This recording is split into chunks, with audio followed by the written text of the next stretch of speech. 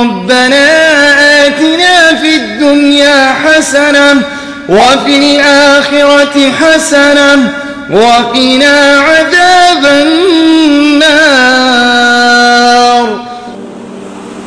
جب ہم انبیاء کرام کی سیرت کا جب مطالعہ کرتے ہیں تو سب سے پہلے ہمارے نبی حضرت آدم علیہ السلام،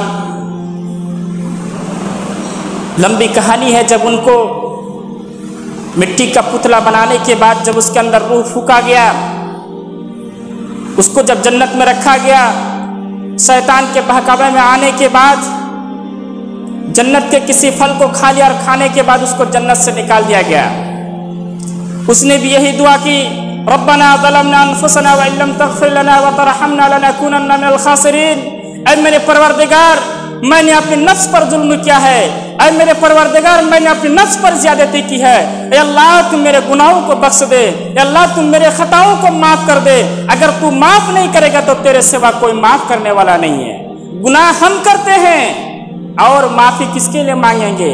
یہاں پر آدم علیہ السلام نے جو دعا کی، ربنا ظلمنا، کہ اللہ میں نے اپنے نفس پر ظلم کیا ہے، یعنی تیرے حکم نہ ماننے کی وجہ سے میں نے ظلم کیا ہے۔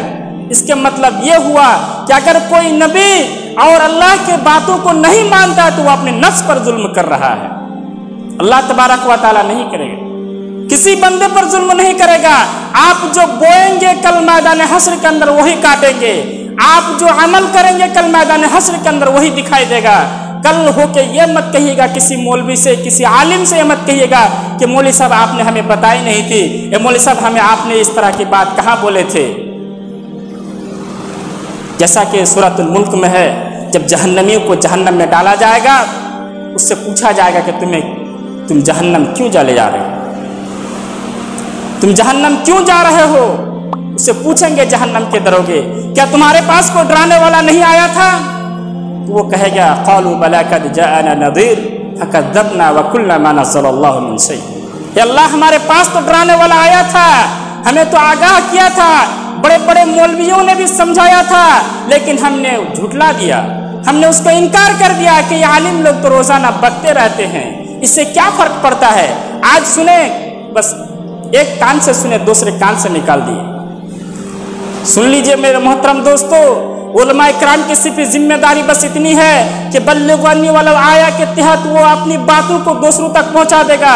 آج جو جاہل قوم ہے، آج جو جہالت بھری ہوئی ہمارے قوم کے اندر، بس اس کی ذمہ داری اتنی ہے کہ اس کو سمجھا دے، اس کو وہاں تک پہنچا دے کہ اللہ کے رسول اور اللہ تبارک و تعالیٰ یہ کرنے کو کہا جا رہا ہے۔ میرے محترم دوستو، آدم سے بھی غلطی ہوئی، آدم نے بھی اللہ تبارک و تعالیٰ سے معافی مانگی، اللہ نے اس کو بخش دیا۔ حضرت نوح علیہ السلام کے زمانے میں جب نوح علیہ السلام نے اپنے 950 برس تک دعوت تبلیغ کا کام کرنے کے بعد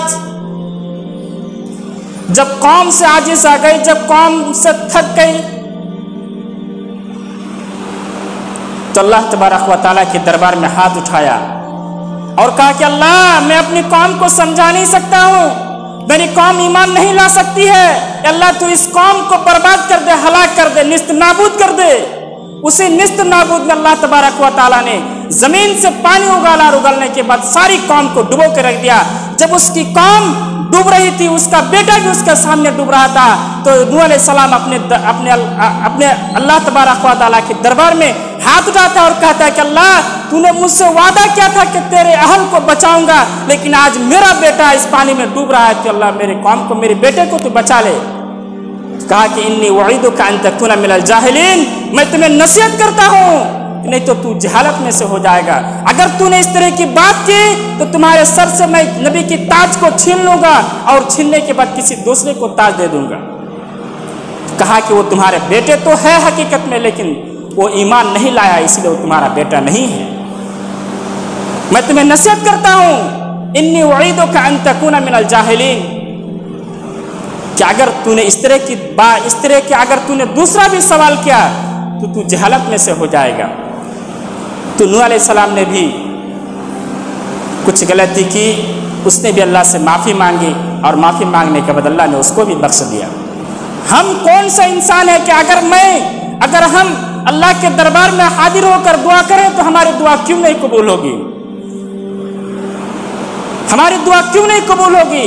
आज जो हम दुआ करेंगे तो उस दुआ में हमारे अंदर ये होना चाहिए कि अल्लाह तबारक व तआला ने सूरह फातिहा के अंदर एक मांगने का एक तरीका भी बता दिया है। सबसे पहले दुआ करने का तरीका यह है कि सबसे पहले अल्लाह तबारक व तआला की तारीफ की जाए। अल्हम्दुलिल्लाह रब्बिल आलमीन अर्रहमानिर रहीम मालिक यौमिद्दीन। अल्लाह ने 3 आयत के अंदर ये कह दिया, सबसे पहले अल्लाह की तारीफ की, उसके बाद इहदिनस सिरातल मुस्तकीम, अल्लाह तू हमें सीधा रास्ता दिखा, अल्लाह तू हमें सीधा रास्ता दिखा। यहाँ पर जमा कसरे का इस्तेमाल करके ये बताना चाह रहा है कि जब आप दुआ कीजिए तो सारे मुसलमानों के लिए हक में दुआ कीजिए, सिर्फ अपने लिए मत दुआ कीजिए। सिर्फ ये मत सोचिए कि मेरा झोला भर जाए और मैं दौलतमंद बन जाऊं और मैं यहाँ पर अय्याशी करूं, नहीं। सबसे पहले खाने को, किसी लुकमे को अपने मुंह में उठाने से पहले कम से कम ये सोच लिया कीजिए कि कोई गरीब हमारे बगल में सो रहा है, जो भूखा पेट सो रहा है, उसको कैसे खिलाया जाए।